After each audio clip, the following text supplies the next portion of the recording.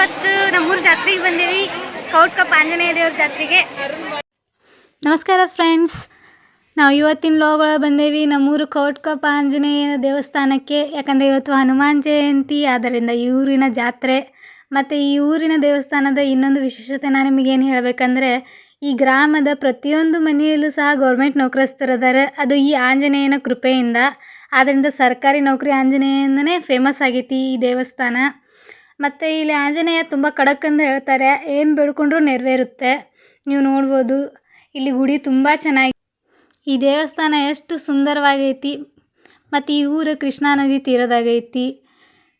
ಮತ್ತು ಇನ್ನೊಂದು ನಾನು ಹೇಳ್ಬೇಕಂದ್ರೆ, ನೀವು ಯಾವುದೇ 5 ಸ್ಟಾರ್ದಲ್ಲಿ ಊಟ ಮಾಡಿದರೂ ದೇವಸ್ಥಾನದಲ್ಲಿ ಸಿಗೋ ಊಟದ ಟೇಸ್ಟು ಎಲ್ಲೂ ಸಿಗಂಗಿಲ್ಲ.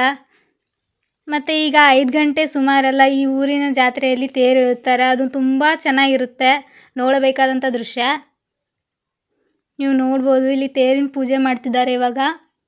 ಈಗ ಪೂಜೆ ಮಾಡಿದ ತಕ್ಷಣ ಆ ಗುಡಿ ಇದೆಯಲ್ಲ, ಆ ಗುಡಿ ಸುತ್ತು ಹೊಡೆದು ನಂತರ ಅಲ್ಲಿ ಹೋಗಿ, ಅಲ್ಲಿ ಪಾದಗಟ್ಟೆ ಅಂತ ಐತೆ ಆ ದೇವರು, ಅಲ್ಲಿಗೆ ಹೋಗಿ ಆ ತೇರು ಹೊಳ್ಸ್ಕೊಂಬರೋದು.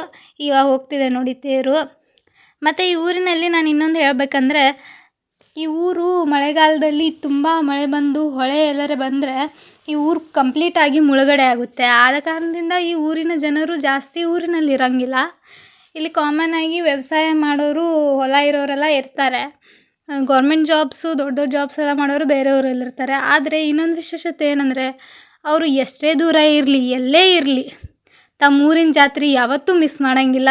ಎಷ್ಟೇ ದೂರ ಇದ್ದರೂ ದಸರಾ ಒಮ್ಮೆ ಮತ್ತು ಹನುಮಾನ್ ಜಯಂತಿಗೊಮ್ಮೆ ಎಲ್ಲರೂ ಈ ಊರಿನಲ್ಲಿ ಹಾಜರಿರ್ತಾರೆ. ಅದು ಈ ಊರಿನ ಜನರ ವಿಶೇಷತೆ. ನೀವು ನೋಡ್ಬೋದು ಎಷ್ಟು ಚೆನ್ನಾಗಿ ತೇರು ಬರ್ತಿದೆ. ಅದರಲ್ಲಿ ಆಂಜನೇಯನ ಮೂರ್ತಿ ಇದೆ.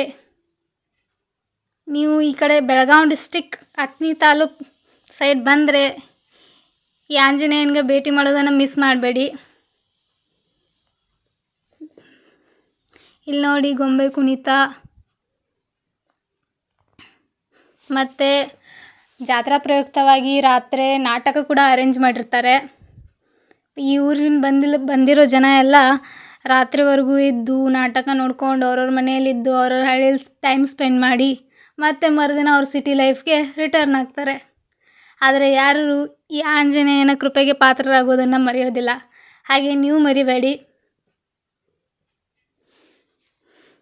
ಇಲ್ಲಿ ನೋಡ್ರಿ, ಎಲ್ಲರೂ ಹೆಂಗೆ ತೇರು ನೋಡಕ್ಕೆ ನಿಂತಾರಂತ ಮೇಲೆ. ಇವರೆಲ್ಲ ತೇರು ನೋಡಕ್ಕೆ ನಿಂತಿರೋ ಜನ. ಕೆಳಗೂ ಜಾತ್ರೆ, ಮೇಲೇನೂ ಜಾತ್ರೆ.